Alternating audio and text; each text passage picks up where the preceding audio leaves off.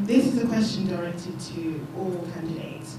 Obviously, I'm sure majority of us know that CAS has been sold. But what is your personal perspective on it, and how would you personally go out to ensure that all CAS students, as well as FPL students, have a smooth transition when the one campus, one community is more or less put into place, I believe, from September 2017? How would you ensure that there's minimal disruption, and how would you ensure that there's a sense of belonging, as it's supposed to be like one family, as stated in the one campus, one community? Barbara, this is for the microphone. You have 1 minute, please. Okay.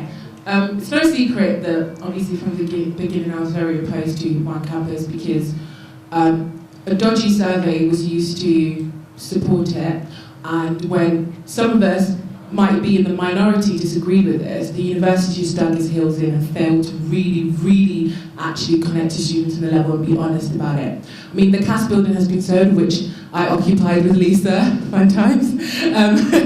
And now a lot of CAS students are moving to Calcutta House, and I've been to Calcutta House and I've seen the plans. They're going to do a lot of workshops, a lot of renovation. For me, it doesn't make sense to put all that money into Calcutta House and then a couple of years later sell that and move on. That seems to be like a waste of money. So for me, what I want to do in terms of one campus, I don't think we can have one campus, I think we can actually have 2. We can still have Calcutta. And for me, what I want to work on is recruiting students, because we live in a higher education where the university is only going to make money if students come. And we don't focus enough on recruitment. I mean, we're one of the few universities in the country that offer students a semester to study in America. Does anybody know that? Yeah. No? How many people? Exactly. And that's where we're failing. That's why people aren't coming to London. Well, I feel it is important to answer anyway. I mean, I may be from the FLC faculty, but the university should never have sold the CAS building. There was no good reason to, except to boost the Vice-Chancellor's already bloated pockets. I mean, why should we have to suffer? I mean, why can't he donate most of his £500,000 salary? That's more than 3 times what David Cameron earns. Who does he think he is? He must be some old Etonian friend of David Cameron's and Boris Johnson. I certainly believe in that we should keep Calcutta House and make or it is known that we will not permit the management board to serve. I mean, universities should be run by students and lecturers for students and lecturers, not managers just brought in from somewhere. I mean, it's also this campus is home to some vital courses, which I believe we need to make clear the importance of protecting. I mean, silversmithing may be a specialist and rare art, but an important one it is. I mean, it makes great jewellery for us to art, and instruments aren't indestructible. Someone's got to be able to repair them.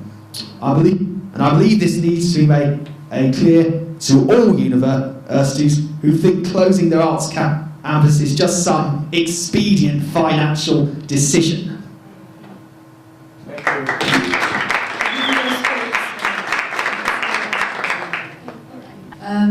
Yes, I will definitely fight for the 2 campus, one community solution.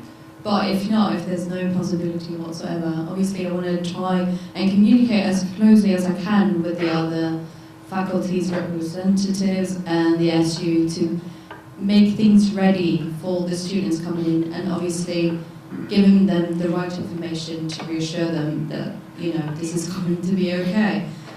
Because obviously there's going to be a lot of students coming kicking and screaming.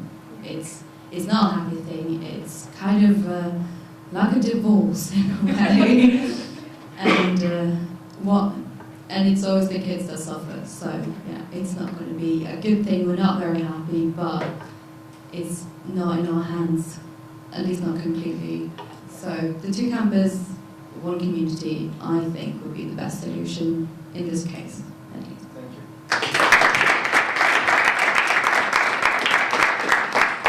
it's quite unfortunate that the management have made the decision in selling the cars or in taking away the cars from the students. But another thing is, I thought if they would have done it the right way, been transparent with everyone, and that everyone would know the truth of the whole story, probably things might have been different. But they just went behind and everyone just found out in the day that, oh, well, we're taking this one, so it was quite a shock. But we can't do anything about it now, and the next thing to do is to move forward. And in order to move forward, we have to work together as one, because all students from different faculties are going to end up moving to Holloway. It's not going to be as smooth. It's definitely not going to be smooth, but what I think is to get every faculty and every campus involved in this and to be transparent to them, because when they know the full story, when they know the full information, because there's always, in every issue, there's always a level of compromisation. So if everyone knows the truth, we can compromise to a level where we know, okay, we're moving, but it's not going to be smooth, but as we're going, it's going to be a tough journey, but we're in this together. And to promise every other students and the new ones coming in that, look, we're all in this together. No one is left out. We're not leaving anyone behind. Thank you.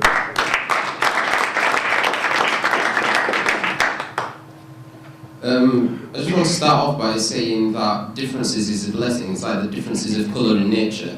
Now, we do have some differences around here on the panel. I don't believe that we can't do anything about it. We can do something about it. And just start off, Barbara over there, when she first started, she said we're running out of time. And just to quote Adele over here, she said, it's no secret that the both of us are running out of time. It is about time that we elect a strong student union that has the interests of the students at its very heart. I'm not saying that the student union at the moment isn't, but the problem that we have in the student union now is that we have a weak student union. I keep mentioning this, we never have quorum in council. Why? Because the student union as a system, as a whole, is very weak. We need the candidates that are out there that are not afraid to represent the students' views, no matter what they are, or no matter who they agree with or who they disagree with, whether they disagree with the Vice-Chancellor or the trustees. We need to vote for a student union that is on the shop floor, so to speak. That was a very quick minute. Read my manifesto. I've already pledged. My pledges are already listed there they are in black and white.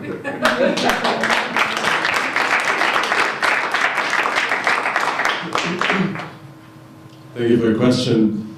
Well, my opinion on it is that although it's unfortunate that the building has been sold, although moving few faculties into one particular campus could also open a range of opportunities, on the other hand.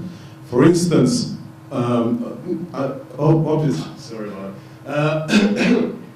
undoubtedly, students should be, London Metropolitan is a diverse of ethnicities, diverse of races, diverse of cultural and personal beliefs and aspirations. And I believe that students can be more engaged into finding out about each other, finding out about each other's studies, maybe getting interested in other people's studies and faculties and courses. I believe that a range of short courses should be implemented in London Met, such as, for me as a student of business, that'll be some professional courses, but for students of law, for students of arts, there might be just short courses of acting or drawing, and students could engage in activities through sports. Sorry, one second, sorry, but could be engaged in knowing about each other and other students' faculties throughout sports activities such as running marathons that could be implemented and ranking. Thank you.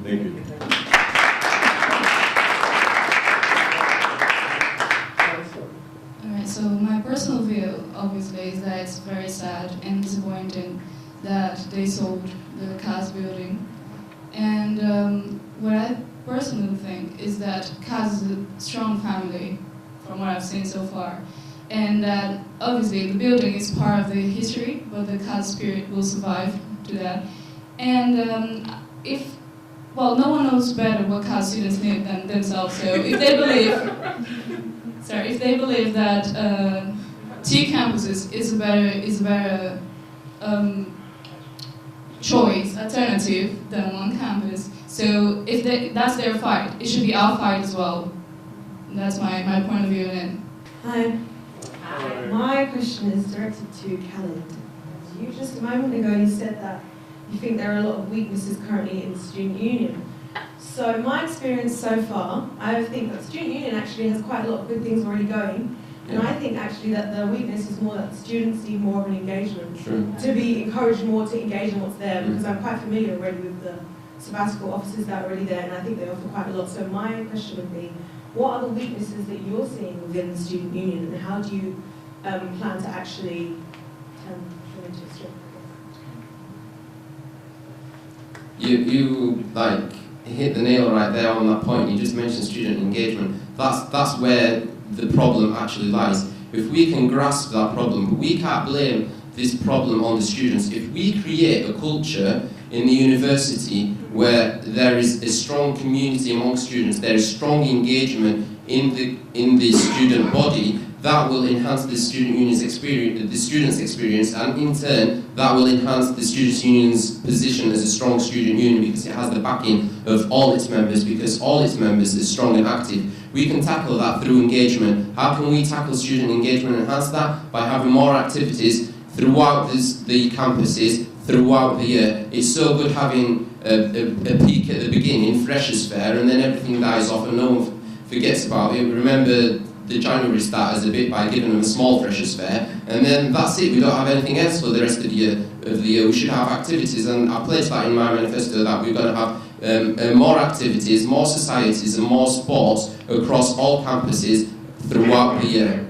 That's all 12 months ago.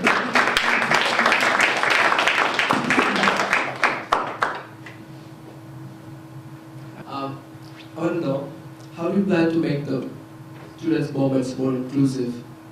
So obviously, I mentioned some points, and when we talk about mentoring, the university has already like two interesting schemes going on. One is the success coach, there is another mentoring scheme, all led by students.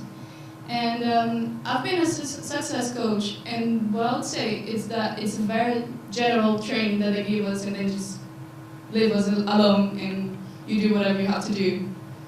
And they never come back to us, you know, so that's very scary. And what I would say is that we need more specific mentoring schemes. For example, in my faculty, we desperately need a mentoring scheme for women in leadership, because the business world is very sexist with us. So, and also including people with disabilities as well. We need more specific mentoring for international students. There are so many ways we can expand the existing schemes and to give more training to the students that are already participating in the schemes. There are so many more ways to do it.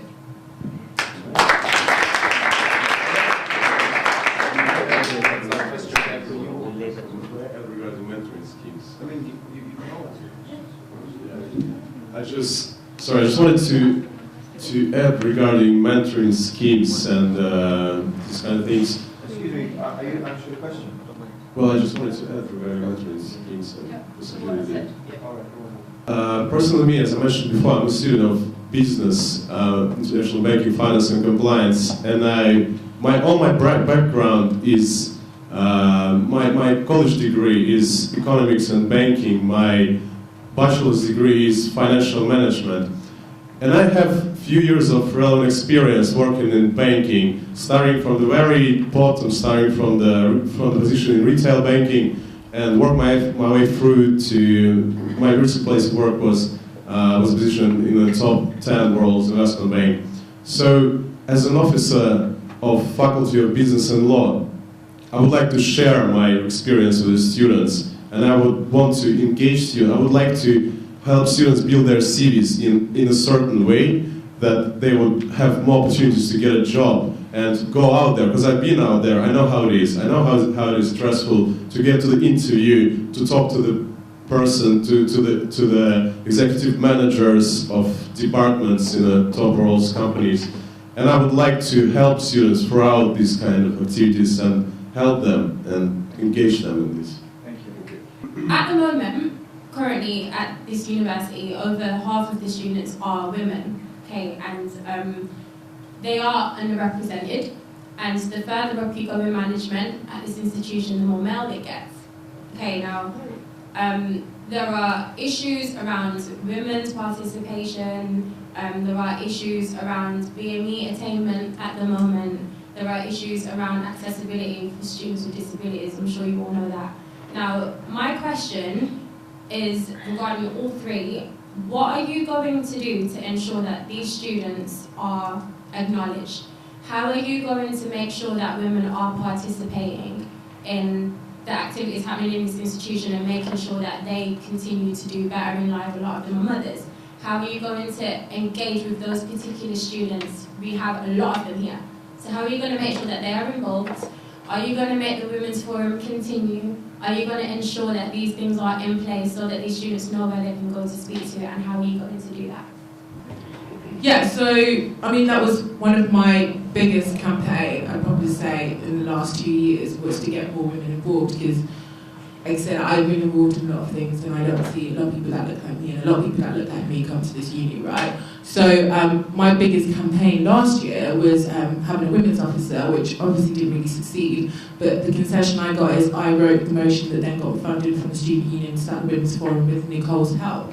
And, you know, our first meeting that we had, we were like 30 women came and people engaged really well, which for me was really hung up. People are crying out for these things, but we're not actually doing them. So it would definitely be extending the Women's Forum, more support, more events, but actually not just an officer doing it, give people jobs, give people roles. And the other thing I'll say, when we're talking about accessibility and student engagement, especially on democracy and representation, which is another issue I've raised this year, like how do we ensure that people engage is the least we can do for like people on the council and other things, reimburse them for travel. Like, can you imagine if you said to someone, come to the meeting, come and engage, participate, reimburse for travel? Yeah. All right. To involve someone, you have to give the example. So you have to give them the reason why they must or they should be involved in something. So if I am a woman and I would like to work with other women, it's easy. I have to show them that I am a woman like them, and we can work together. That's it. So to involve someone, you have to show them that there is a chance for them to do what I'm doing. That's it.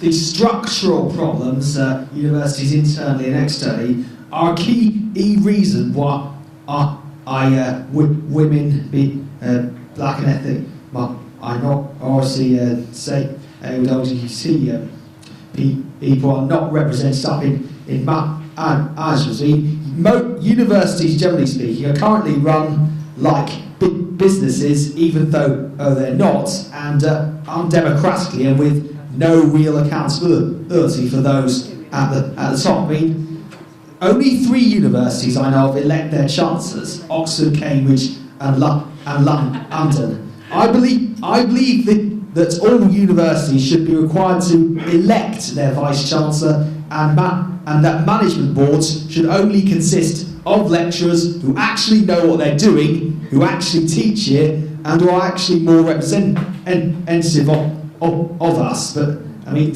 but certainly, as Barbara has reiterated, we do need to keep things like the Women's Forum going and keep involving as many students as possible. And as an NUS delegate, I also intend to lobby NUS to fight for the rights of the oppressed, especially when this government is cutting their funding for no reason other than they can, or to boost profits of their corporate friends. We've got to stand up for everyone, no matter who they are or where they're from, and we've got to make things equal, democratic, and cooperative. That's the way forwards.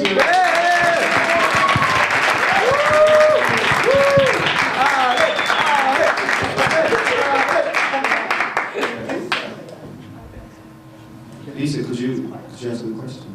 Yeah, I probably answered it. Yeah. Yes. Okay.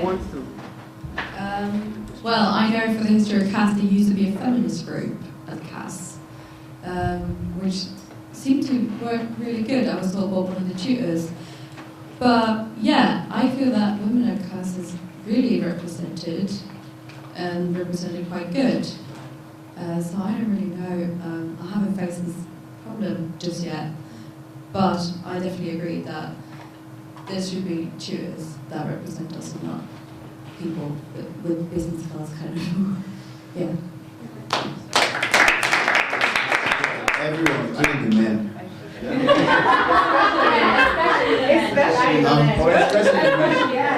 Okay, there's a saying, the lack of knowledge is kind of a big disadvantage. If I didn't know this was a pen, I wouldn't know what to do with it. If I never knew it was a pen, I wouldn't know how to pick it up and how to use it to write. So what I would do is to for the Women's Forum, you have to make things visible.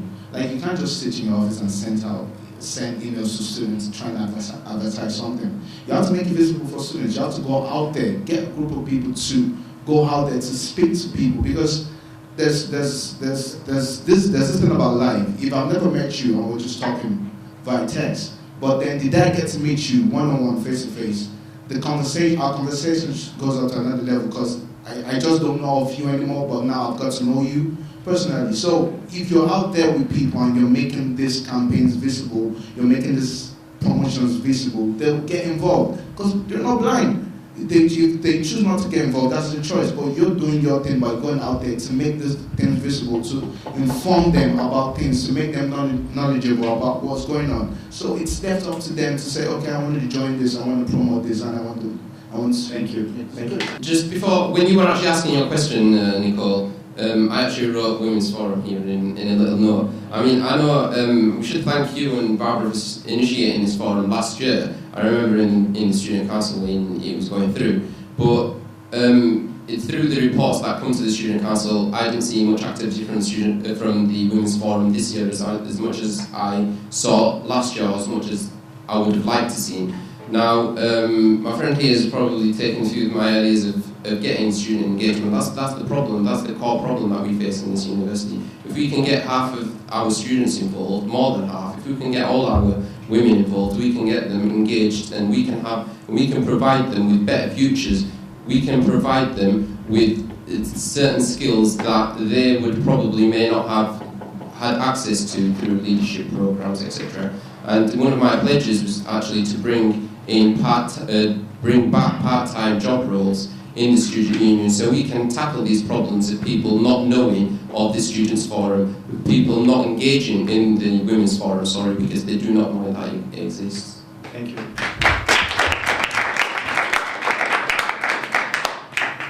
Thanks for the question, Nicole. I'm going to speak about this from the point of view a student of the business faculty. So historically, it happens so that business, and particularly investment banking, is sort of a man environment. That's true. That's not a secret for every one of us. But although, if working as a officer of faculty of business and law, it wouldn't matter for me whether it's men or women. All the students have equal rights, have equal opportunities. They all could strive for achieving their career goals and life targets. No matter, it doesn't matter in this particular things, race or gender. I don't think they matter. What matters is your professional qualities, your personality, your humanities, your human skills. Just the key for success is just be yourself, try to achieve more, be professional. Thank you.